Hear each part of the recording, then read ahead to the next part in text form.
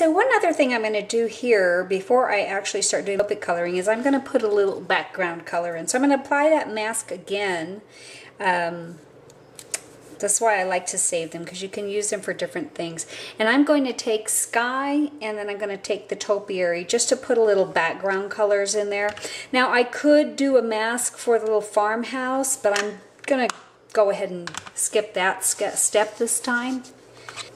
So I'm just going to come off the edge and put a little color in there.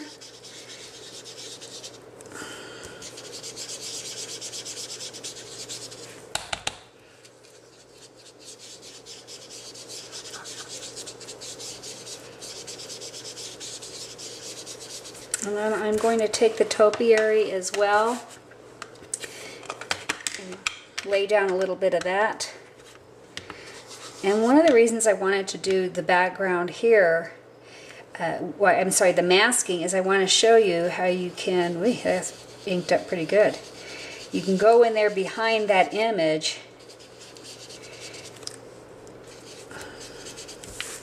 and get it in the background as well without affecting your stamped image. So got a little dark there, darker than I wanted, but all's good. All's good in art. So there we go. Okay, so I've gone ahead and laid down some cranberry on the bottom of the barn. I wanted to make sure it was a color that I really wanted to use, and so I'm just going to go back and create just a darker shadowing right underneath the area that of course would be covered and shadowed by the roof. And now I'm guessing this is a silo, so I'm going to go ahead and color that as well. This is going to be the darker side with the light shining in this way. There's no right or wrong way to do this.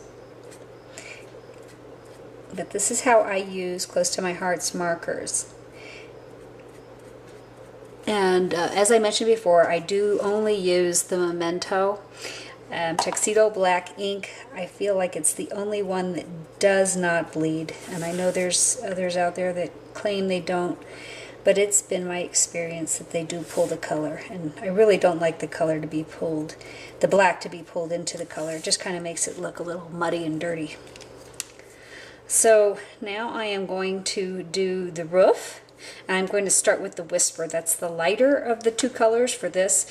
I am going to start with the lighter just to lay down that foundation, because I haven't really experimented with these two. This is the Slate, and so I'm not sure how dark the light one is, so I'm going to start with that one. And I move my pictures around. And I just lay it down, I flick it up, and that's a pretty light color, so I think I'm going to be safe with bringing in the darker. So let's do that, the Slate. I'm going to go under here first just to see what the color is going to look like, because again, if it's not what I wanted, I don't want it in a real obvious place. This looks like it has a little more green tint to it. It'll work for the darker areas that I'm going to shade. And I just use the stamped image itself to determine where I want more of the shading to be. You can see the little lines. Let me go in there a little tighter. You can see these little lines, and so that's where I'm going to add the color in. And then I'm going to go back with the lighter one and pull it up, so we get a good blending. And I believe that really with coloring with these alcohol markers, I like to go over the area several times and just really saturate. Now I'm being real careful because I don't want to pick up the cranberry and pull it in there. Again, I'm going to take the darker color along the ridge line, just right there, and then pull it down with this. And the one thing about working with alcohol markers is that typically I find that when they're wet, they show up a little darker than the final image is going to be. So I don't worry too much when I see it's a little darker. Once it dries, it usually blends pretty well.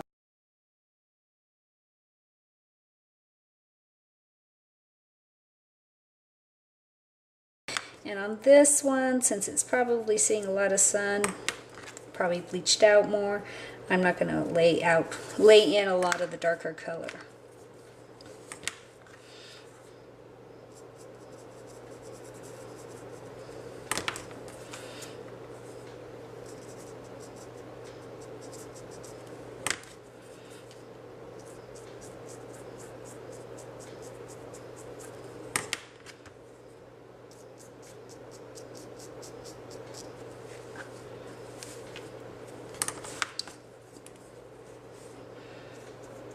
I find coloring with these type of markers, whether it be our alcohol markers or other brands, to be very relaxing.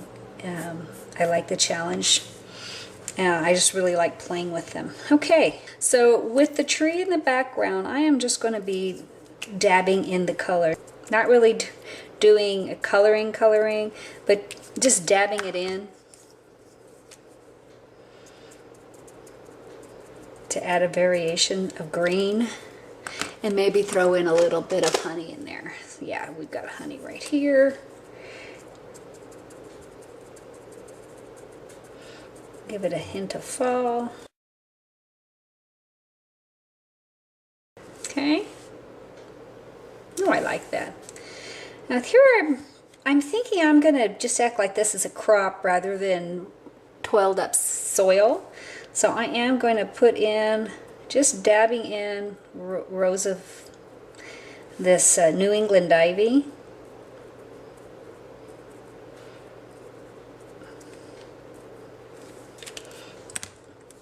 And then smooth it out with the topiary just a little bit. Not too much, because this one's a brighter green than what I'm really looking for. Okay. So pretty much for me, that's good up there. So I am going to start with the New England ivy just because I want it darker. I'm just going to flick the color in.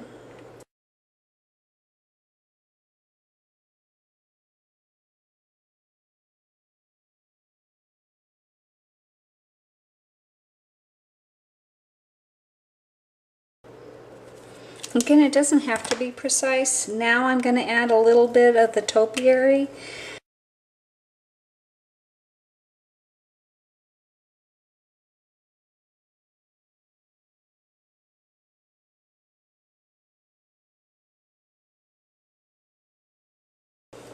I'll take that sponge that I used before just to do the background and kind of blend that in.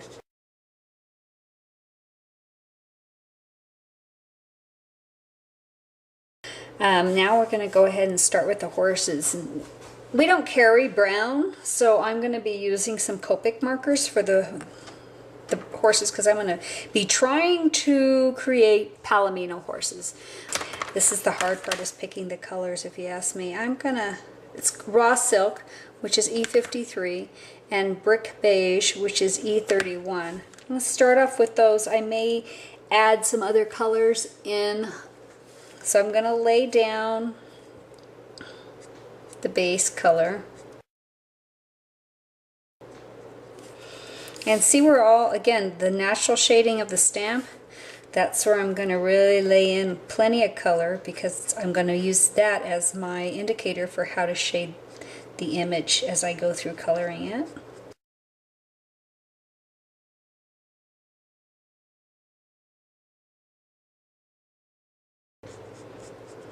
I use a very light hand when I'm applying any type of alcohol ink. And really, I am not an expert at this, so there's plenty of great videos out there to teach you how to do it. I'm just showing you how I do mine.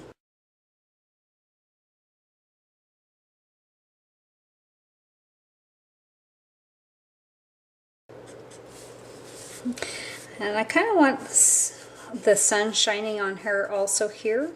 Just like with the house, or the barn, excuse me, we had the light coming in this way. I'm going to have it coming in that way. So darker on the bottom and on the very top with the light there. And you'll see how this will all come together. I'm going to bring in a darker color, the E31.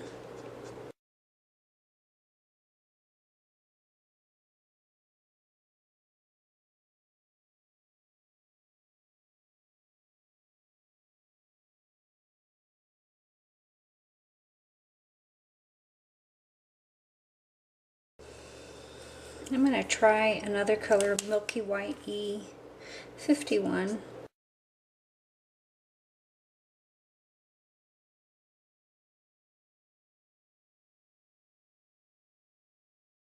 There we go. So we'll let that dry, but you can see lots of different colors in there, shadowing, hopefully mimicking some muscles. This is a beautiful, beautiful image. My husband, who definitely is a horse person, was very impressed with the image, the composition of this particular horse.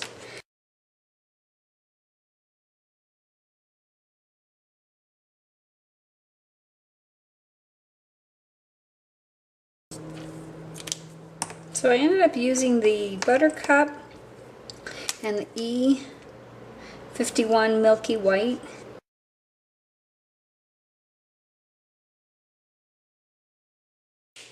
And again, now I'm going to again take this and blend that into the tail area.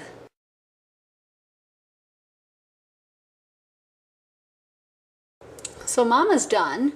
Now we got to do this little guy, and I think I'm going to do him a little different. So if it turns out good, great. If not, I guess we'll find out. I'm going to use Sand E33 and Light Walnut E57.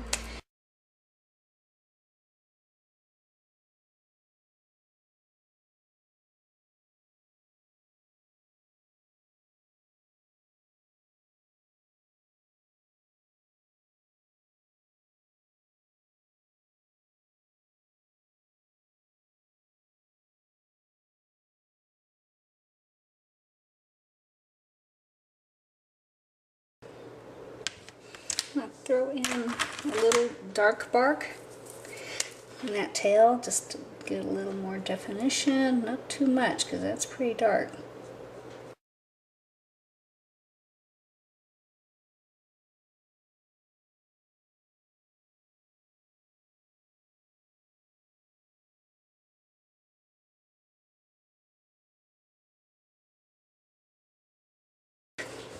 Maybe just a little more blue up in the clouds so they're not so stark white.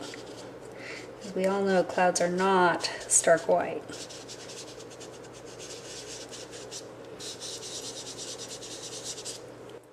Well, I'm happy with that. I'm going to go ahead and put a card together. So that'll be our next deal. See you then.